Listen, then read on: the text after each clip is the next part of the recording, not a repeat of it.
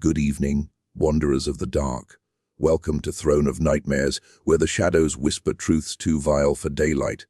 I am your host, and tonight we descend into a tale so unsettling it has been buried for over a century, locked away in the vaults of a city that thrives on secrets.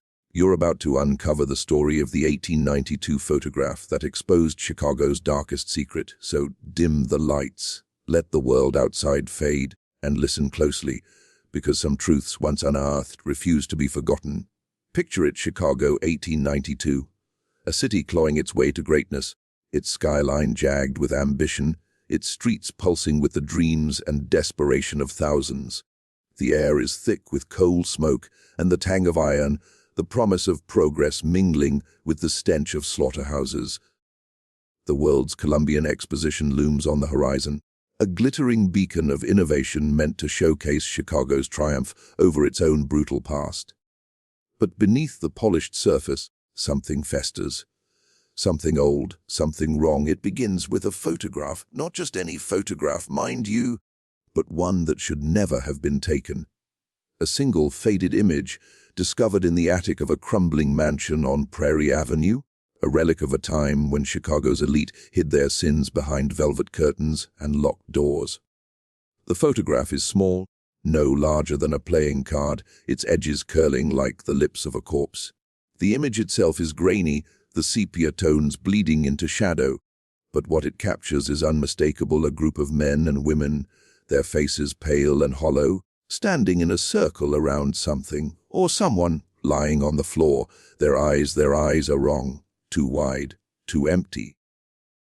As if they're staring at something beyond the camera, something that shouldn't be seen.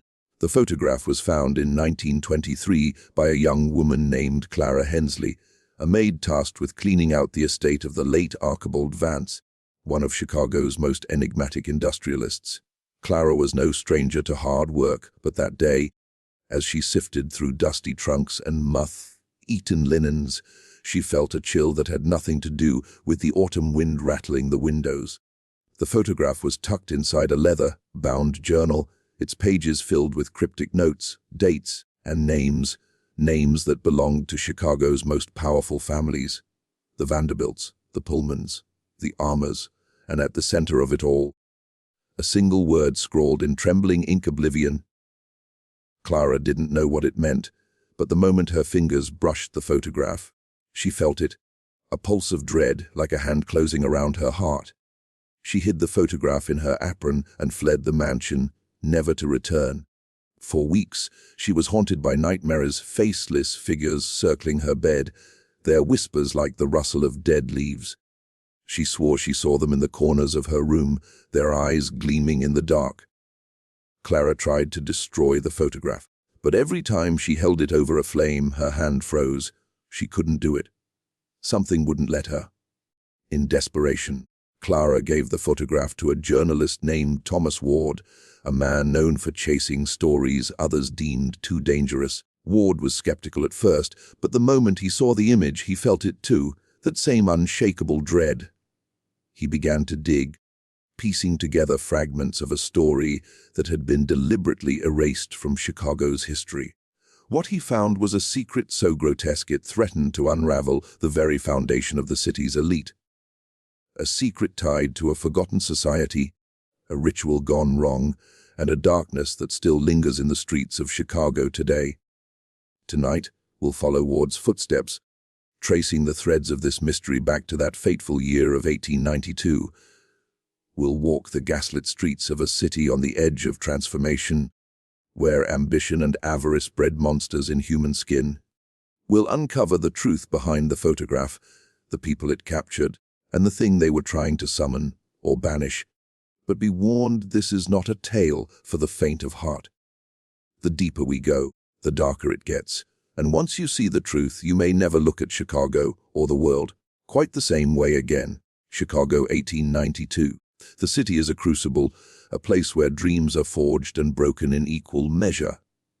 By day it's a symphony of progress, the clatter of horse-drawn carriages, the clang of steel from the rail yards, the shouts of laborers building a metropolis from the ashes of the Great Fire. But by night, Chicago reveals its true face, a labyrinth of shadows where the powerful play games the poor can't even imagine. Our story begins with Archibald Vance, a man whose name was once synonymous with wealth and influence.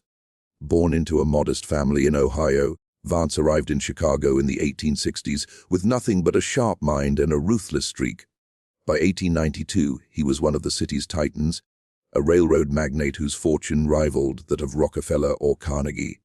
His mansion on Prairie Avenue was a monument to his success, its marble halls filled with imported art and the laughter of high society. But those who knew him whispered of another side, a man obsessed with the occult, with secrets he kept locked in a windowless room at the heart of his estate. Vance was not alone in his fascination.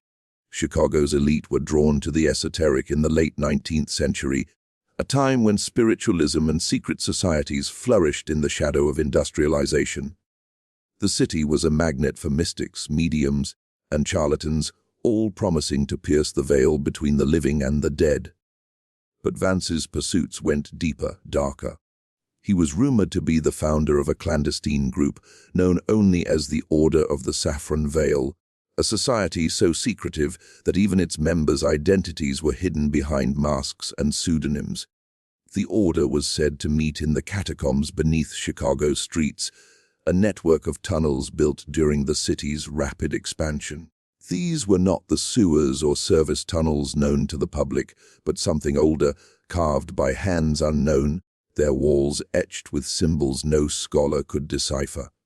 The Order's gatherings were not mere essay answers or popular tricks, they were rituals, meticulously planned and executed with a precision that bordered on madness.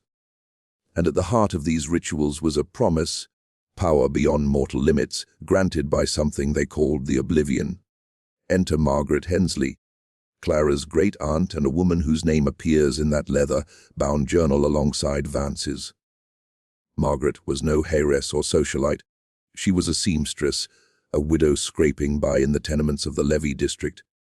Yet somehow she found herself entangled with the Order, drawn into their world by promises of salvation for her dying son Elias. Margaret's desperation made her vulnerable, and the Order exploited that vulnerability with surgical precision. She was not the only one. The journal lists dozens of names, servants, laborers, immigrants, all lured by the Order's promises of wealth, health, or answers to questions they were too afraid to ask. The photograph, that cursed image, was taken on the night of November 13, 1892, during one of the Order's most ambitious rituals.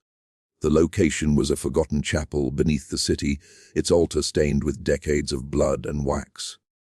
The journal describes the scene in fragments: 13 figures in saffron robes, their faces obscured by hoods, a circle of candles casting flickering shadows, and at the center, a boy, Elias Hensley, bound and trembling, his eyes wide with terror.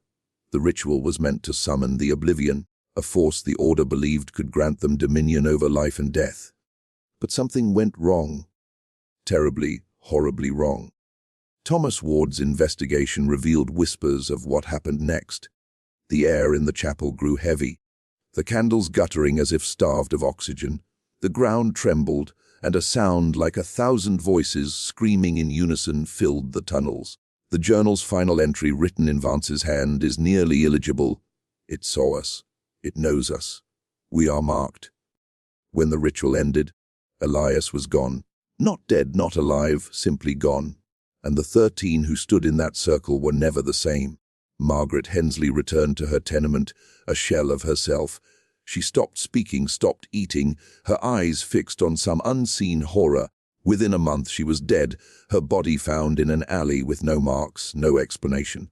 The other members of the Order fared no better. One by one, they vanished, some into asylums, others into the river, their deaths ruled as accidents or suicides. By 1893, the Order of the Saffron Veil was a ghost, its existence erased from public record. But the photograph remained, a silent witness to the night Chicago's elite invited something into their world that should have stayed buried. What was the Oblivion? Was it a demon, a god, or something older still? And why did the city's most powerful men and women risk everything to summon it? To answer that, we must go deeper, into the heart of Chicago's past, where ambition and desperation forged a darkness that still lingers. The photograph is our only window into that night, but it's not the only evidence. Thomas Ward's notes, pieced together from interviews, newspaper clippings, and stolen documents, paint a picture of a city teetering on the edge of collapse. Chicago in 1892 was a paradox, a beacon of progress built on a foundation of corruption and suffering. The Order of the Saffron Veil was not an anomaly. It was a symptom of a city that had grown too fast, too hungry, too willing to sacrifice its soul for power. Let's return to Archibald Vance. By all accounts, he was a man driven by control. His railroads connected Chicago to the world, but they also carried the city's sins. Opium from the east, weapons from the south, and bodies, too many bodies, disposed of in the swamps beyond the city limits. Vance's obsession with the occult wasn't a hobby, it was a quest for absolute dominion, a way to bend not just men but reality itself to his will. The Order was his instrument, a coalition of the city's elite who shared his hunger for power. But power, as they learned, comes at a cost. The journal describes the Order's rituals in chilling detail. They began with offerings, small at first, animals or tokens of wealth. But as their ambition grew, so did their sacrifices. The poor, the desperate, the forgotten. People like Margaret Hensley and her son Elias became pawns in a game they couldn't understand. The Order believed the oblivion demanded blood not out of cruelty, but necessity. It was a gatekeeper, a force that guarded the boundary between the mortal world and something vast, ancient, and unspeakably powerful. The night of November 13 was the culmination of years of preparation. The journal mentions a confluence, a rare alignment of celestial and terrestrial forces that the Order believed would amplify their ritual. The chosen sacrifice was Elias, a boy whose innocence was said to be pure enough to open the gate. The photograph captures the moment just before the ritual reached its climax. The 13 robed figures, their hands raised, their faces hidden, but their eyes gleaming with a mix of fear and exultation. Elias lies at the center, his small body curled into a ball, as if trying to shield himself from the weight of their gaze. What happened next is a matter of speculation, but Ward's sources, servants, gravediggers, and a disgraced priest offer fragments of the truth. The air in the chapel grew cold, so cold that breath turned to frost. The candles went out, plunging the room into darkness. And then light, not a warm, comforting light, but a sickly, pulsating glow that seemed to come from nowhere and everywhere. The ground split open, a jagged crack running through the altar, and from that crack came a sound, a voice, or many voices, speaking in a language no one could understand. The Order had summoned the oblivion, but it was not what they expected. It wasn't a demon with horns and claws, nor a god with a benevolent face. It was something else, a presence that filled the mind with images of endless voids, of cities crumbling to dust, of stars winking out one by one. The journal describes it as a hunger that sees. The Order had opened a door, but they couldn't control what came through. Elias vanished in that moment, his body swallowed by the crack in the floor. The 13 scattered, some screaming, some weeping, their minds fractured by what they'd seen. In the days that followed, Chicago seemed to hold its breath. Strange events plagued the city. Clocks stopping at midnight, mirrors cracking without cause, and a rash of disappearances in the Levee district. The newspapers, controlled by men with ties to the Order, buried the stories, but the whispers spread. The Order's members began to unravel. One, a banker named Edward Pullman, was found wandering the streets, muttering about hoys in the dark. Another, a judge named Clara Winthrop, locked herself in her study and refused to speak, her body found days later with no apparent cause of death. Archibald Vance himself retreated to his mansion, his health deteriorating as he scribbled page after page of incoherent warnings.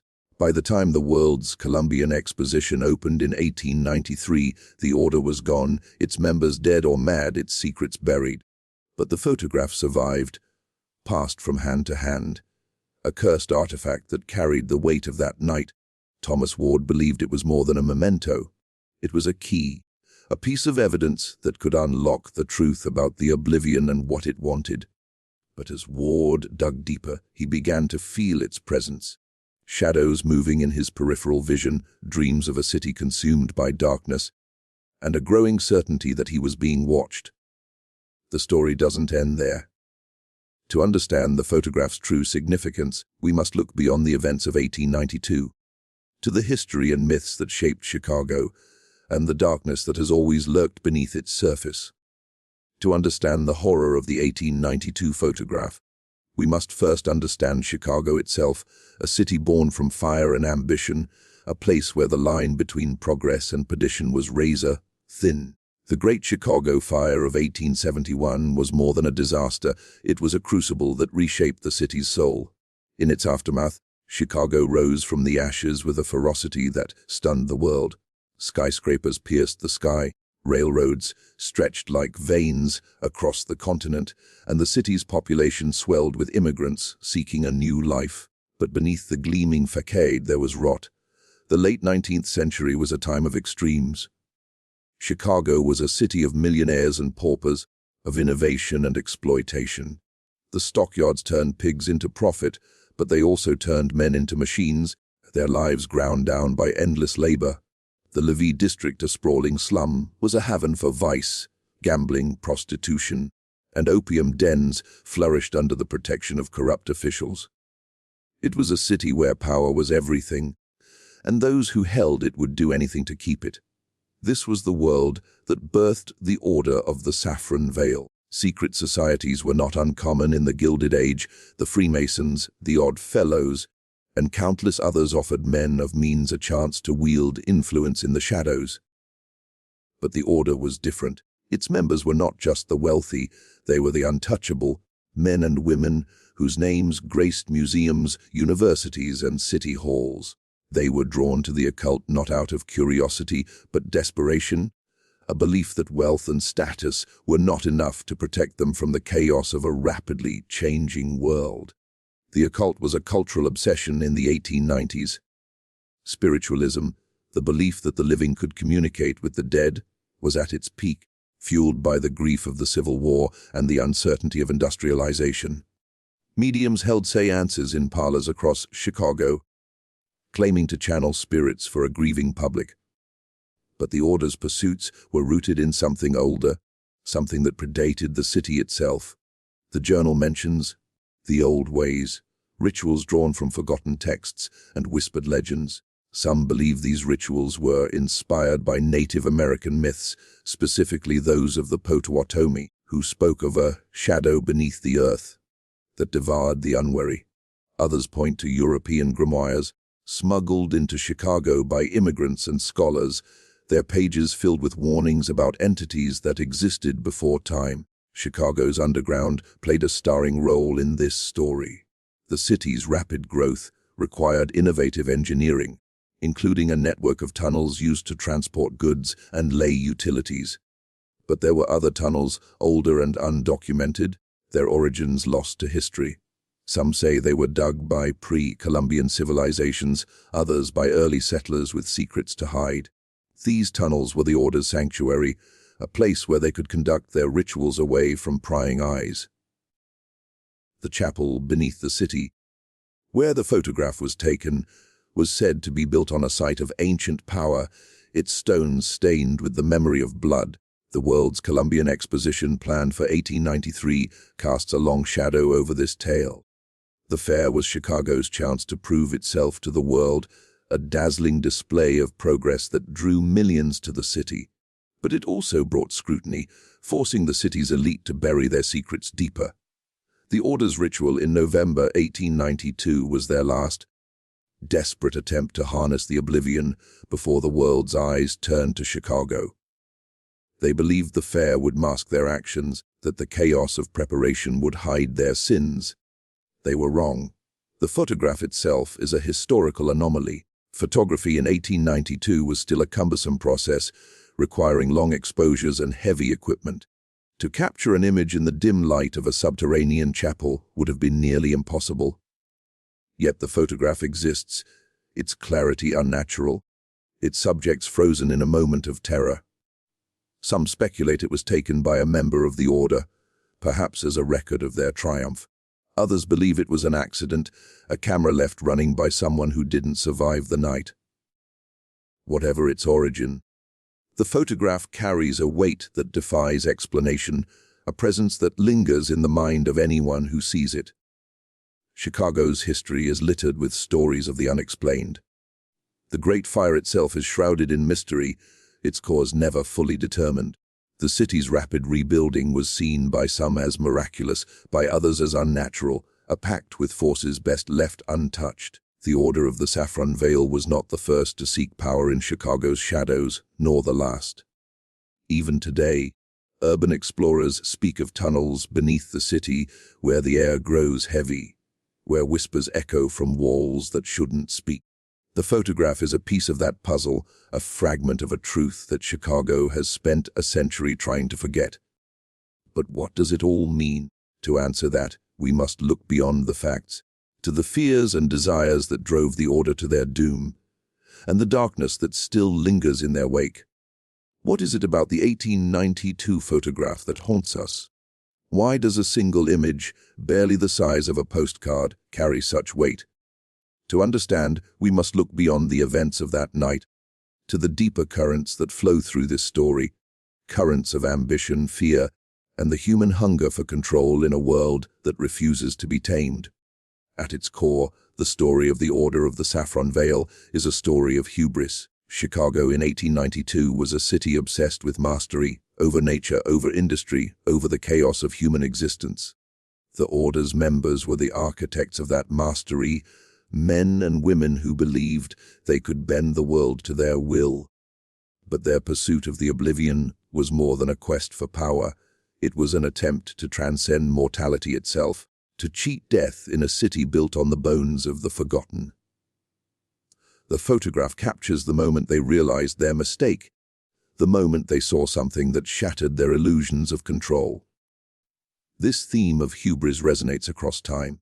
The Gilded Age was an era of unchecked ambition, where progress was worshipped as a god, even as it devoured the weak.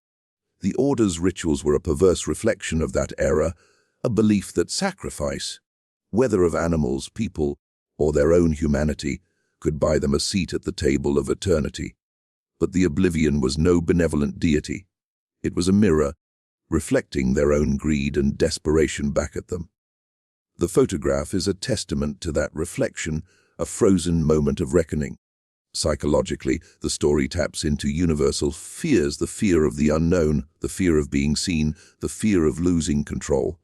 The Order believed they could summon and command a force beyond their understanding, but in doing so, they invited something that saw them.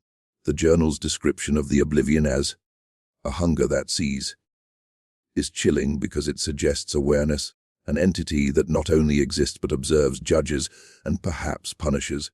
The photograph's power lies in its ability to evoke that same sense of being watched, of being known in a way that strips away all pretense. Culturally, the story reflects the anxieties of a city and a nation in transition. Chicago in 1892 was a microcosm of America's growing pains, a place where the promise of progress clashed with the reality of exploitation. The Order's members were not monsters in the traditional sense. They were products of their time, driven by the same impulses that built skyscrapers and railroads. Their downfall was not just a personal tragedy, but a warning that power unchecked consumes those who wield it. The photograph also raises questions about memory and erasure. Why was the Order's existence so thoroughly erased from history?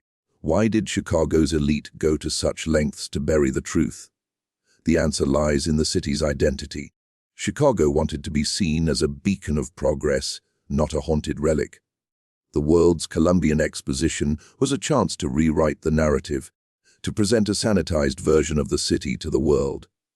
The photograph, with its raw, unfiltered truth, was a threat to that narrative, a reminder that progress comes at a cost and that some debts can never be paid. Symbolically, the photograph is a portal, a window into a moment when the veil between worlds was torn. The circle of robed figures, the boy at the center, the unnatural clarity of the image, all suggest a liminal space, a place where the rules of reality no longer apply. The Order's ritual was an attempt to cross that threshold, but they underestimated the cost. The photograph captures not just the event, but the consequences, the moment when human ambition collided with something vast and indifferent. Even today, the story resonates. Chicago is a city of contrasts, where gleaming skyscrapers cast shadows over forgotten neighborhoods. The tunnels beneath the city, some still unexplored, are a reminder that not all secrets can be buried. The photograph, now lost to time ever, or so we're told, lingers in the collective imagination, a symbol of the darkness that lies beneath progress. It asks us to consider what we're willing to sacrifice for power and what happens when we invite the unknown into our world. The story of the 1892 photograph is a warning, but it's also a question. What lies beyond the frame? What truths are we afraid to see? As we draw this tale to a close, let's return to the city, to the shadows, and to the lingering presence of the oblivion. And so, we come to the end of our journey, though the shadows we've uncovered refuse to rest. The 1892 photograph, that cursed relic of a night best forgotten, is more than an image, it's a wound, a scar on the soul of Chicago that has never fully healed. The Order of the Saffron Veil is gone, their names erased, their rituals buried. But their legacy lingers in the city's bones, in the tunnels that snake beneath its streets, in the whispers that echo in the night. What became of the photograph? After Thomas Ward's death in 1924, under circumstances as mysterious as the story he chased, it vanished. Some say it was destroyed, burned by those who feared its power. Others claim it was hidden, locked away in a vault by the descendants of the Order's survivors. There are even those who believe it's still out there, passed from hand to hand, a cursed artifact that brings ruin to anyone who holds it too long. In 1973, a Chicago antiques dealer claimed to have seen it, describing the same hollow-eyed figures, the same sense of dread. He died a week later, his shop burned to the ground. Chicago has changed since 1892, its skyline taller, its streets brighter, but the darkness remains. The Levee district is gone, replaced by gentrified neighborhoods, but the tunnels are still there, sealed off or forgotten, their secrets untouched. Urban explorers tell stories of strange symbols carved into stone, of air that grows cold for no reason, of voices that speak in languages long dead. The city's history is a palimpsest, each layer hiding something older, something darker. The story of the Order and the oblivion is a reminder that some doors should never be opened. The photograph captured a moment when Chicago's elite reached too far, too fast, and paid the price. But it's also a mirror, reflecting our own desires, our own fears. We live in a world that worships progress, that chases power at any cost. What are we inviting into our lives when we push beyond the limits of what we understand?